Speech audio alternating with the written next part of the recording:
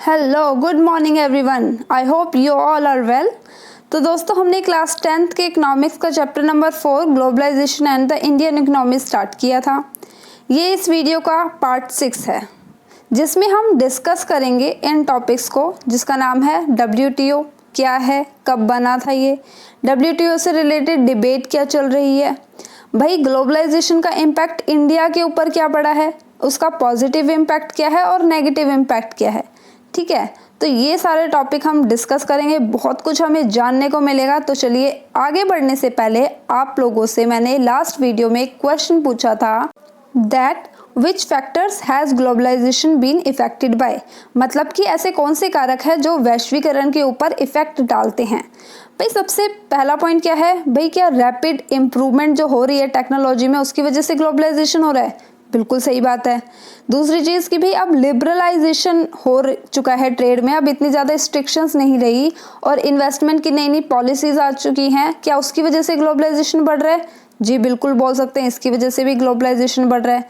C part क्या बोल रहा है कि भाई जो इंटरनेशनल ऑर्गेनाइजेशन है कुछ, उनकी प्रेशर की वजह से भी लोग ग्लोबलाइजेशन को अपना रहे हैं। ये भी बिल्कुल सही बात है। तो इसका आंसर हो जाएगा option D, means all of the above. ठीक है, आई होप आपको समझ आया होगा, क्योंकि ये तीनों ही फैक्टर्स जो हैं ग्लोबलाइजेशन के ऊपर इफेक्ट डालते हैं। अब आगे चलते हैं, WTO के बारे में जानते हैं क्या चीज़ है ये। भाई देखिए, ये एक इंटरनेशनल ऑर्गेनाइजेशन है, ठीक है, जो कब बनी थी, कुछ डेवलप्ड कंट्रीज़ की हेल्प से WTO को बनाया गया था, वर्ल्ड ट्रेड ऑर्गेनाइजेशन को बनाया गया था, जो कि 1 जनवरी 1995 में ये इस्टेब्लिश हुई थी। दूसरी चीज़ क्या बोल रहा है ये जो ऑर्गेनाइजेशन है मेनली क्या करती है, देखती है कि क्या रूल बनने चाहिए इंटरनेशनल ट्रेड से रिलेटेड और उनको किस तरीके से फॉलो करवाना है।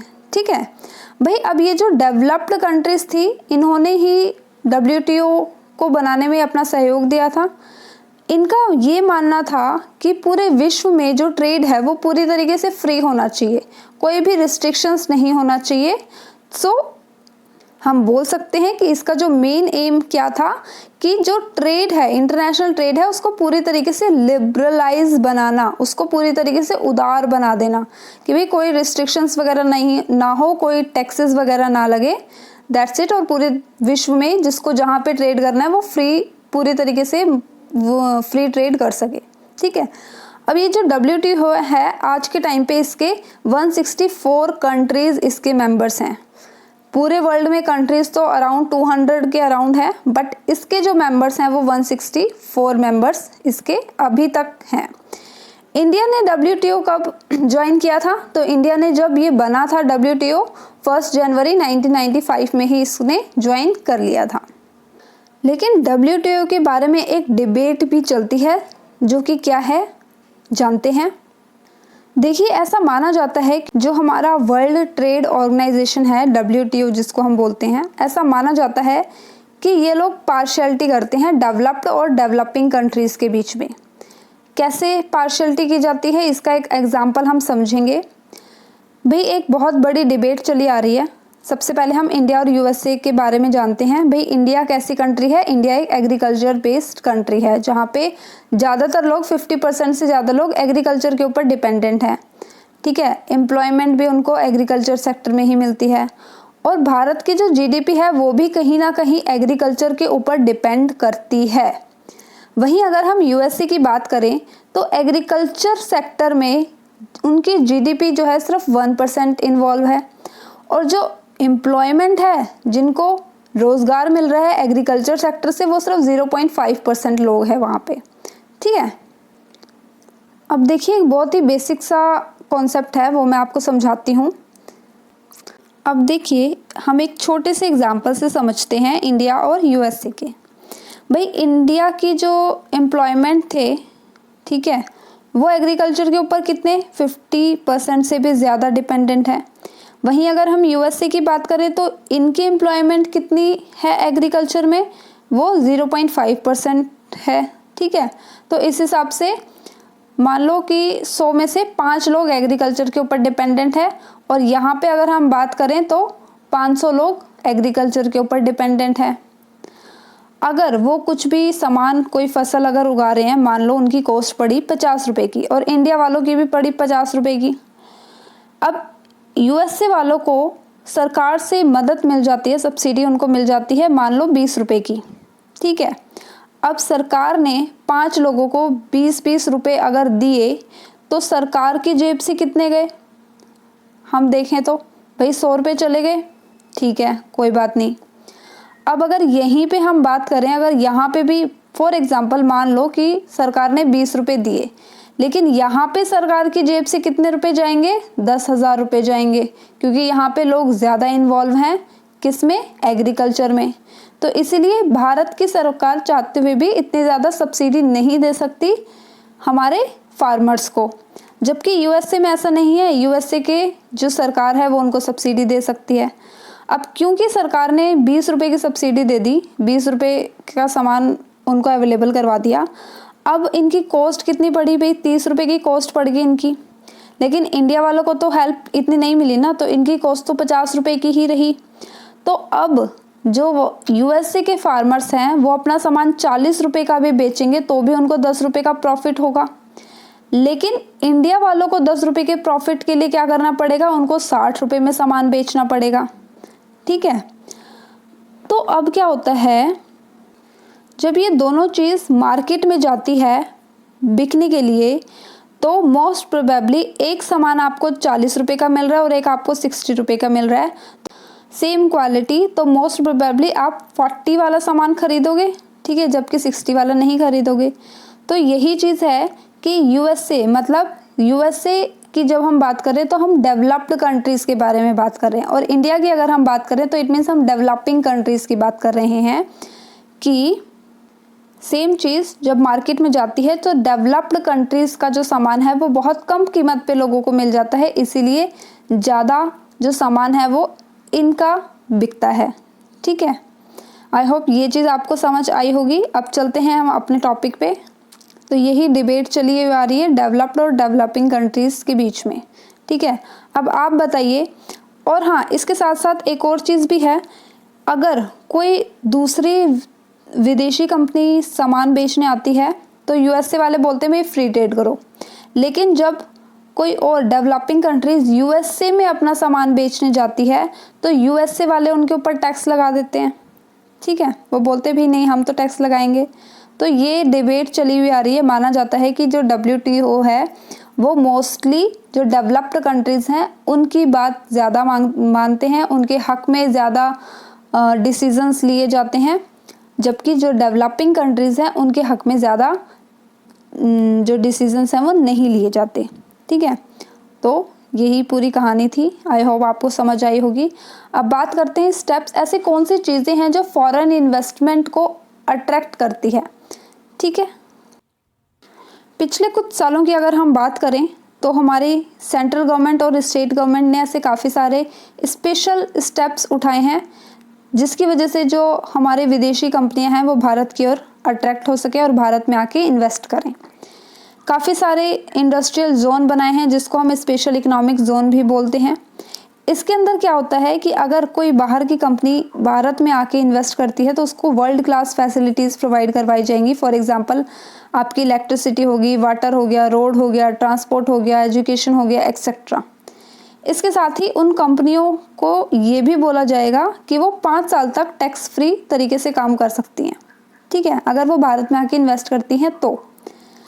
इसके साथ ही आप ये भी देखोगे पिछले कुछ सालों में जो गवर्नमेंट है वो बहुत ज़्यादा फ्लेक्सिबल हो चुकी है लेबर लॉज को लेकर।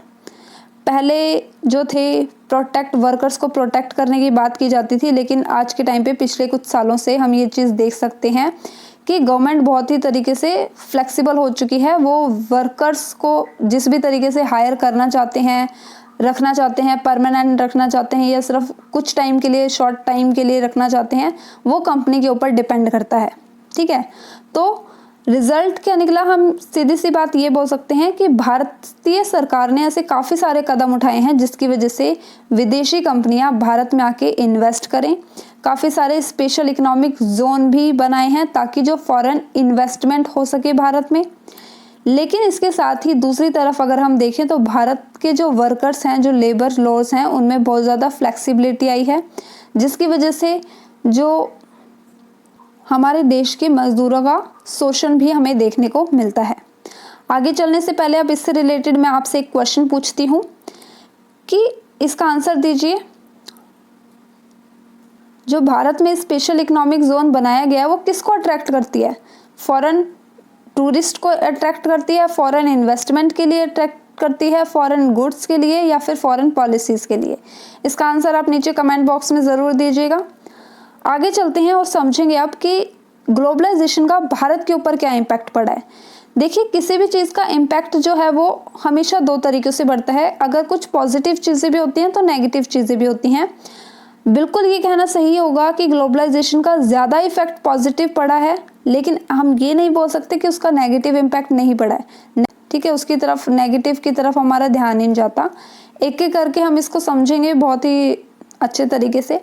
सबसे पहले हम समझते हैं कि पॉजिटिव इम्पैक्ट क्या पड़ा है। देखिए, दो लोग हैं जिनके ऊपर पॉजिटिव इम्पैक्ट पड़ा है ग्लोबलाइजेशन का भारत में।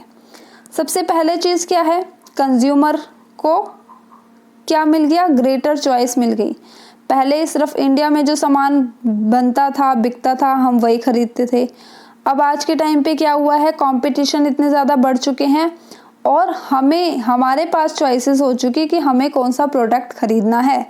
ठीक है, तो हम कंज्यूमर ही तो हैं। दूसरी चीज़ कि हाई स्टैंडर्ड लिविंग हो चुका है। पहले हमें जो चीज़ अवेलेबल होती थी हम उसी में गुजारा कर लेते थे, लेकिन अब क्योंकि हमें दूसरे लोगों को भी देखने का मौका मिलता है कि वहाँ की लाइफस्टाइल कैसी है, तो उसको देख के हम भी अपना जो लिविंग स्टाइल है, ये स्टैंडर्ड है अपना, वो थोड़ा सा ऊपर उठाने की कोशिश करते हैं और हम अच्छे तरीके से जीवन यापन करते हैं।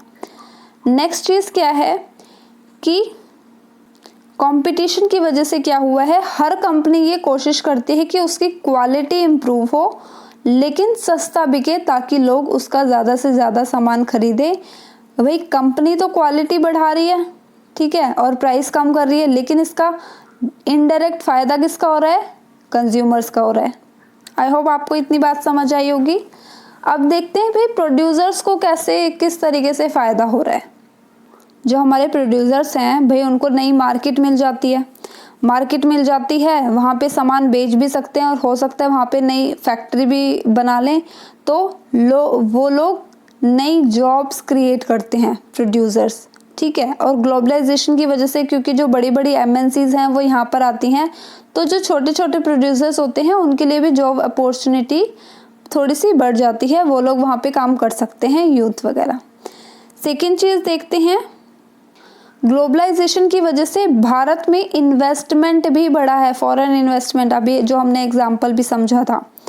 ठीक है, और लास्ट चीज़ हम क्या बोल सकते हैं, जो यहाँ की लोकल कंपनीज़ हैं जो रॉ मटेरियल वगैरह बनाती थी, अब क्योंकि यहाँ पे MNC बड़ी बड़ी कंपनियाँ आ रही हैं, अब बड़ी कंपनियाँ आ रही हैं तो वो अपने साथ दूसरे देश से ही रॉ मटेरियल थोड़ी लेकर आएंगी।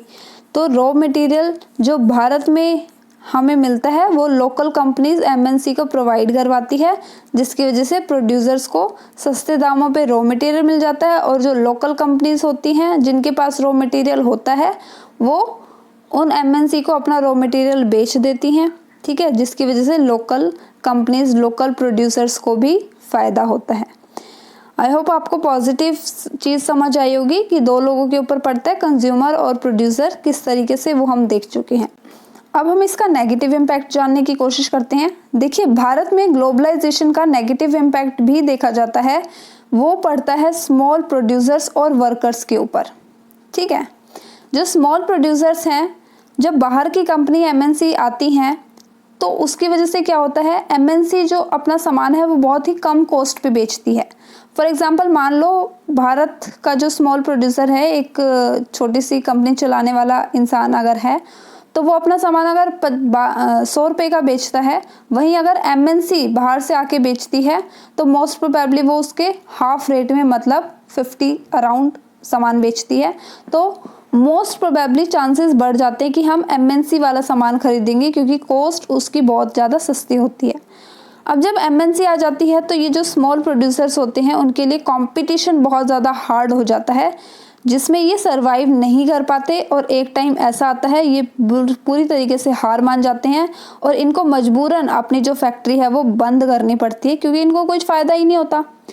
अब क्योंकि ये अपनी फैक्ट्री बंद कर देते हैं, उसकी वजह से क्या होता है, इनकी फैक्ट्री में जो वर्कर्स काम कर रहे होते थे उनकी भी जॉब चली जाती है। तो अल्टीमेटली रिजल्ट क्या निकला, वर्कर्स का भी नुकसान हुआ। ठीक है भाई, उनकी जॉब चली गई। अब क्योंकि जॉब चली गई, काफ़ी सारे लोगों की जॉब चली गई, इसकी वजह से एमएनसी के पास अब चॉइसेस बढ़ जाती हैं कि वो वर्कर्स को हायर कर सके, क्योंकि इन लोगों के पास काम ही नहीं है। और अगर काम नहीं है, मजबूरन इनको काम कहीं ना कहीं करना पड़ेगा। और कहाँ करना पड़ेगा भाई, एमएनसी को के पास करना पड़ेगा। एमएनसी कोशिश करती है कि इनको बहुत ही सस्ते दामों पे एम्प्लॉय मिल जाए। ठीक है, अब ये लोग कंपैरेटिवली एमएनसी में इनको कम पैसे दिए जाते हैं और काम ज़्यादा करवाया जाता है। इनके पास और कोई चॉइसेस भी नहीं है, क्योंकि जहाँ पे ये फैक्ट्री में काम करते थे वो फैक्ट्री तो बंद हो चुकी है। ठीक है, अब एक ही रास्ता बचता है कि वो एमएनसी की शर्तों के अनुसार वहाँ पर काम करे, कम पैसों में काम करे और ज़्यादा काम करे। ठीक है, तो डायरेक्टली इनडायरेक्टली हम देख सकते हैं कि एमएनसी के आने की वजह से या ग्लोबलाइजेशन की होने की वजह से भारत में जो हमारे छोटे उत्पादक हैं और जो हमारे वर्कर्स हैं उनके ऊपर बहुत ही नेगेटिव इम्पैक्ट देखने को हमें मिला है। अब मैंने वीडियो के बीच में आपसे एक क्वेश्चन पूछा था कि जो स्पेशल इकोनॉमिक जोन है वो किस चीज़ को अट्रैक्ट करता है। ठीक है, तो इसका सिंपल आंसर यही है कि वो फॉरेन इन्वेस्टमेंट को अट्रैक्ट करता है। भाई स्पेशल इकोनॉमिक जोन का मतलब क्या है कि स्पेशल फैसिलिटीज़ देना। ठीक है, इलेक्ट्रिसिटी की, एजुकेशन की, 5 साल तक उनसे टैक्स ना लेना।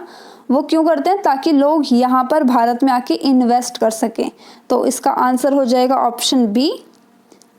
चलिए अब मैं आपको एक होमवर्क क्वेश्चन देती हूँ कि इनमें से कौन सा ऑर्गेनाइजेशन है जो लिबरलाइजेशन के ऊपर स्ट्रेस डालता है और ये बोलता है कि भैया फॉरेन ट्रेड और फॉरेन इन्वेस्टमेंट में लिबरलाइजेशन को लेकर आओ। ठीक है, International Monetary Fund, International Labour Organisation, World Health Organisation या वर्ल्ड ट्रेड ऑर्गेनाइजेशन। क्या आंसर होगा इसका आप कमेंट बॉक्स में आंसर दीजिए। ये आपका होमवर्क क्वेश्चन है। इसी के साथ आज की ये वीडियो ख़त्म होती है। आई होप आपको ये सेशन पसंद आया होगा। इसके बाद इस चैप्टर का एक लास्ट वीडियो और रह जाएगी और उसके बाद ये हमारा चैप्टर ख़त्म हो जाएगा। जब तक के लिए thank you very much for watching this video. अगर आपको कोई भी डाउट है, कोई क्वेश्चन है तो आप नीचे कमेंट बॉक्स में कमेंट कर सकते हैं। होमवर्क क्वेश्चन का आंसर देना मत भूलिए। जब तक के लिए ओके, टाटा, बाय बाय, जय हिंद।